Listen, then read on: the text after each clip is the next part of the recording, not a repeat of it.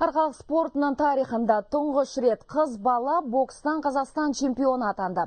Жергілікті мектептің 10-шы сынып оқушысы Жанна Серікова бұл жеңісін қала халқына арнады. Сондай-ақ жақында арқалықтың зілтемішілері мен бос кілем шеберлері халықаралық жарыстан олжалы оралды. Шағын қалада шарықтай түскен спорттық жетістіктері жайлы тілшіміз Мағауия Қалиев айтсын. Мынау арқалықтағы осыдан 4 жыл бұрын тапсырылған балалар және жасөспірімдер спорт мектебі. Алғаш ашылғаннан бастап мектепке білікті бапкерлер шақырылды. Атап айтсақ, даңқты боксшы қос олимпиада жүлдегері Болат Жұмаділовтің өзі осында 1-2 жыл шәкірт дайындады. Бұл спорт мектебінің басқалардан басты ерекшелігі оның қолжетімділігінде. Балалардың қазіргі уақытта спортқа келуі қуантарлықтай. Өйткені бізде бәрі ақыл емес, бәрі тегін. Және де осы спорт мектебінің атынан дәрумендер, витаминдер береміз, чемпион болған балаларға спортивкілер береміз, киімдерін береміз, бәрі осы тегін.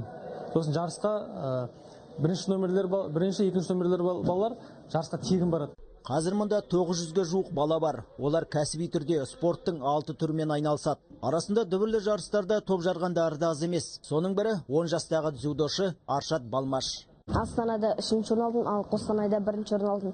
Осыған қарай тағы да бір жарыстарға барғым келеді. Чемпион Қазақстаннан 1-ші орын алып, және әлем чемпионатына барғым келеді.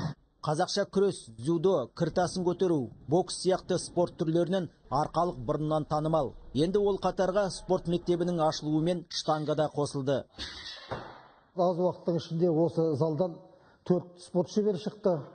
Бірнеше Қазақстанның чемпионы шықты. Атап айтатын болсақ, 20 жасқа дейін Қазақстан чемпионатында Көкшетау қаласында болған Бекзат Сейтмағамбетов Қазақстан чемпион жеңіп алды.